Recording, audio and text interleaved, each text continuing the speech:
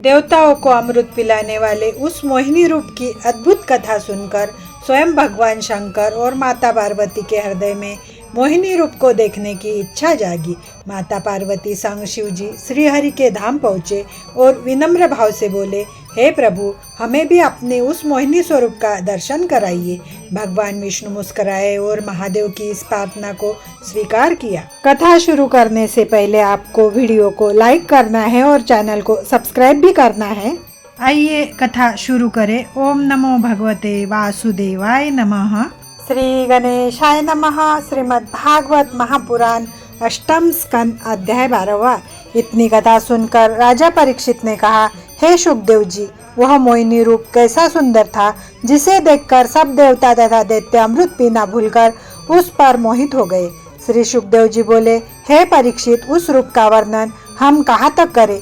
वह मोहिनी स्वरूप ऐसा सुंदर था कि उसे देखकर स्वयं कामदेव को भस्म करने वाले श्री शिवजी भी मोहित हो गए थे। फिर भला देवता, दैत्य तथा मनुष्य किस गिनती में है जो अपने को संभाल सके। हे राजन, वह कथा इस प्रकार है कि एक दिन पार्वती जी ने महादेव जी से यह कहा कि हे प्रभु, श्री नारायण जी के जिस मोहिनी रूप ने दैत्यों को मोहित किया था, उस स्वरूप को मैं भी देखना चाहती हूँ। पार्वती जी के ऐसे वचन सुनकर शिवजी उन्हें लेकर नंदीगन पर बैठ श्री नारायण जी के समीप वैकुंठ लोक में जा पहुँचे। भगवान त्रिलोकीनाथ ने उन्हें सम्मान पूर्वक बैठाने के उपरांत पूछा, हे शिवजी, आज किधर को जाने की तैयारी है। उस समय श्री शिवजी ने उनकी स्तुति करते हुए कहा, हे प्रभु, आपने जिस मोहिनी स्वरूप से दैत्यों को मोहित किया था, उस स्वरूप को मैं देखना चाहता हूँ। यह सुनकर श्री नारायण जी ने उत्तर दिया, हे शिव शंकर, आप उस स्वरूप को देखकर कामदेव के वशीभूत होकर विह्वल हो जाएंगे। तब शिवजी बोले, हे दीनानाथ, दैत्य लोग तो अपने मन में और इंद्रियों के अधीन रहने के कारण काम विह्वल हो गए थे, परंतु मैं इंद्रियों को अपने वश में रखता हूँ, इसलिए आपके मोहिनी स्वरूप को देखकर मोहित न होऊंगा। पार्वती भी आपके इस स्वरूप को देखने की अभिलाषा रखती है।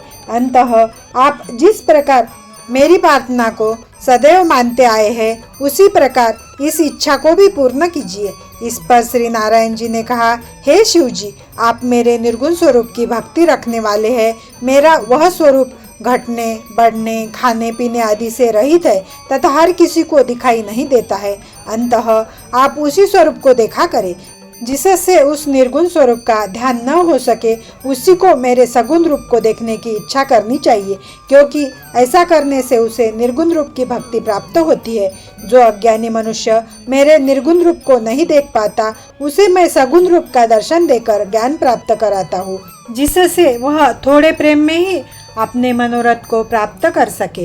हे परीक्षित, भगवान वैकुंठनाथ द्वारा इस प्रकार कहे जाने पर भी जब शिवजी ने मोहिनी रूप को देखने के लिए हट्ट किया, उस समय श्री नारायण जी ने हंसकर इस प्रकार कहा, हे शिवजी, यदि आप यही चाहते हैं तो आप तथा पार्वती ओट में जाकर बैठ जाइए। हम अभी आपको अपना मोहिनी रूप दिखाई देते हैं, परंतु आप उस स्वरूप को देखने से पहले सावधान हो जाए। इतना कहकर भगवान त्रिलोकीनाथ वहां से अंतर्धान हो गए तथा शिव पार्वती भी आकर एक और आड़ में जा बैठे। तदनंतर श्री नारायण जी की इच्छा से एक अत्यंत सुंदर बाग, फल फूलों से लगे हुए वृक्ष, कुंड, बावली तथा मनोहर पक्षी आदि उस स्थान पर प्रकट हो गए।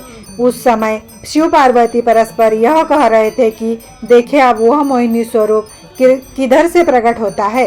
हे राजन, पार्वती जी भी अपने मन में मोहिनी स्वरूप देखने की बड़ी अभिलाषा लिए यह विचार कर रही थी कि देखे, वह स्वरूप मुझसे अधिक सुंदर है अथवा नहीं। इसी इच्छा से वे बारंबार उठकर उस बाग में चारों ओर अपनी दृष्टि दौड़ा रही थी। जिस समय शिव पार्वती मोहिनी स्वरूप को देखने की ऐसी अभिलाषा प्रकट कर रहे थे, उसी समय अचानक ही एक ओर से श्री नारायण जी का मोहिनी स्वरूप प्रकट हो गया। वह महासुंदर स्त्री उत्तम आभूषणों से अलंकृत थी। उसका मुख कमल बिजली के समान चमक रहा था। वह अपनी कमर में घुंघरूदार जड़ाऊ करधनी पहने हुए थी तथा रेशमी कपड़ों की गेंद को अपने हाथ में लेकर आकाश में उछाल रही थी। वह मोहिनी स्त्री बाग में चारों ओर गेंद क्रीड़ा कर रही थी हुई घूम रही थी। जिस समय श्री शिव जी की दृष्टि उस पर पड़ी तथा परस्पर नेत्र मिलने पर वह उसकी ओर कटाक्ष करके मुस्कुराई। उस समय शिव जी का चित्त उसे देखते ही कामदेव के वशीभूत हो गया। तब वे उसके स्वरूप के ऊपर मोहित हो गए। पार्वती जी को अकेला छोड़कर उसके सामने जा पहुँचे, परंतु वह महासुंदरी शिव जी के ऊपर तनिक भी प्रीति न दिखाकर आगे की ओर चली गई। यह देखकर शिव जी अत्यंत आसक्त होकर उसके पीछे पीछे इस प्रकार दौड़ गए जैसे गाय के पीछे सांड दौड़ता है। उस समय कामदेव ने भी अवसर पाकर शिव जी से अपना बदला ले लिया। जब श्री शंकर जी उस मोहिनी स्त्री के समीप पहुँचे तब उसने घूंघट निकालकर अपना मुंह छिपा लिया। उस समय वे अत्यंत व्याकुल होकर अपने मन में इस प्रकार विचार करने लगे कि मुझसे बड़ी भूल हुई जो मैं इस सुंदरी के इतने निकट चला आया। यदि मैं कुछ दूर रहता तो यह अपने मुख कमल को इस प्रकार घूंघट से न ढाक लेती। हे परीक्षित, शिव जी की तो ऐसी दशा थी। उधर पार्वती जी भी मोहिनी स्वरूप को देखने के लिए उसके समीप जा पहुंची। वहां से उस सुंदरी के मोती के समान चमकते हुए चरण को देखकर अत्यंत लज्जित हो अपने मन में यह विचार करने लगे कि ऐसी सुंदरी स्त्री तो मैंने अपने जीवन में कभी नहीं देखी थी। इसके सामने मेरी तो कुछ भी गिनती नहीं है। पार्वती जी इस समय अपने मन में यह विचार कर रही थी। उसी समय श्री शिव जी ने उस मोहिनी नारी को अपने कंठ से लगा लिया। तब वह उनसे छिटक कर आगे की ओर बढ़ चली। उस परम सुंदरी का स्पर्श पाकर शिव जी इतने विहल हो गए थे कि वे उसे पकड़ने के लिए पीछे पीछे दौड़ने लगे और वह बारंबार इस प्रकार छिटक कर निकल जाती थी कि शिव जी का हाथ उसको नहीं छू पाता था। एक बार कुछ देर के लिए वह परम सुंदरी शिव जी की दृष्टि से ओझल होकर फिर प्रकट हुई। उस समय शिव जी ने आगे बढ़कर उसे अपनी भुजाओं में बांध लिया। तब वह फिर उन्हें झटक कर अलग हो गई। शिव जी ने काम के वशीभूत हो उसे अपनी गोद में उठा लिया। फिर वे श्री नारायण जी की इच्छानुसार उसे उसी प्रकार गोद में लिए हुए ऋषि मुनियों के स्थान पर भटकते रहे। जब बहुत भाग दौड़ करने के कारण शिव जी थक गए तथा ऋषि मुनियों के समीप पहुंचने के कारण लज्जित हुए, उस समय उनका ज्ञान एवं धैर्य छूटकर वीर्य स्खलित हो गया। उसकी यह दशा देखकर मोहिनी भगवान वही अंतर्धान हो गए। हे परीक्षित, जिस स्थान पर श्री शिव जी का वीर्य गिरा था वहाँ सोना, चांदी तथा पारे की खाने उत्पन्न हुई।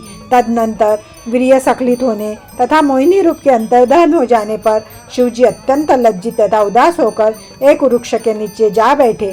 उसी समय श्री नारायण जी के माया से पार्वती जी भी शिव जी के पास जा पहुंची। उन्हें देखकर शंकर जी अपने मन में अत्यंत लज्जित होकर विचार करने लगे कि देखो, मैंने काम, क्रोध, लोभ आदि को वश में करके सहस्रों वर्षों तक समाधि लगाई, परंतु इस मोहिनी रूप को देखकर मेरा सारा ज्ञान नष्ट हो गया तथा काम के आवेश में पागल होकर मैं चारों ओर भटकता रहा। इस प्रकार अपने धैर्य तथा प्रशंसा को खोकर मैंने ऋषि मुनियों से अपना उपहास कराया है। इससे मुझे यह प्रतीत होता है कि मैंने श्री नारायण जी के समक्ष अपने को कामजित कहकर उनके मोहिनी स्वरूप को देखने के लिए जो हट की थी, उसी के कारण श्री नारायण जी ने मेरा ज्ञान नष्ट कर इस प्रकार मेरे अभिमान को दूर किया है। संसार में जो लोग अपने ज्ञान का अभिमान रखते हैं उन्हें मूर्ख जानना चाहिए, क्योंकि श्री नारायण जी की माया ऐसी प्रबल है जिससे कोई मुक्ति पा नहीं सकता। इस प्रकार विचार करके श्री शिव जी अत्यंत पश्चाताप करने लगे। जब श्री नारायण जी ने देखा कि मेरे परम भक्त शिव जी अपने मन में अत्यंत लज्जित होकर उसी चिंता में शरीर त्यागना चाहते हैं, तब वे अपने चतुर्भुजी स्वरूप से श्री शिव जी के निकट प्रकट हो गए। तत्पश्चात उनका हाथ पकड़कर सम्मान पूर्वक इस प्रकार कहने लगे, हे भोलेनाथ, आप अपने मन में चिंता न करें। मेरे इस मोहिनी स्वरूप को देखकर किसी भी योगी, ऋषि, मुनि आदि का ज्ञान अपने ठिकाने पर नहीं रहता है। माया रूपी स्त्री की वासना में पड़कर बड़े बड़े ऋषि मुनि, महात्मा तथा संसारी मनुष्य अपना धर्म कर्म त्याग देते हैं। वह कौन सा चैतन्य है जो इस माया रूपी समुद्र में न डूबा हो। अनेक देवता, दैत्य, मनुष्य तथा ज्ञानी विज्ञानी लोग इस कामदेव के मद में नष्ट होकर उससे हार मान गए।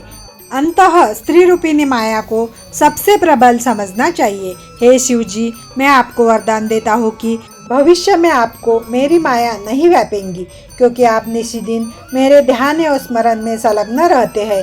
यदि यह कहे कि इस मोहिनी रूप माया ने आपके हृदय को चंचल क्यों बनाया, तो इसका उत्तर यह है कि आपने मेरे निर्गुण स्वरूप का ध्यान छोड़कर मुझे अपने से अलग समझा तथा मेरी माया का कौतुक देखने की अभिलाषा प्रकट की, इसीलिए आपकी ऐसी दशा हुई है। अब आप यह जानकर धैर्य रखें कि भविष्य में कभी भी आपको मेरी माया नहीं व्यापेंगी।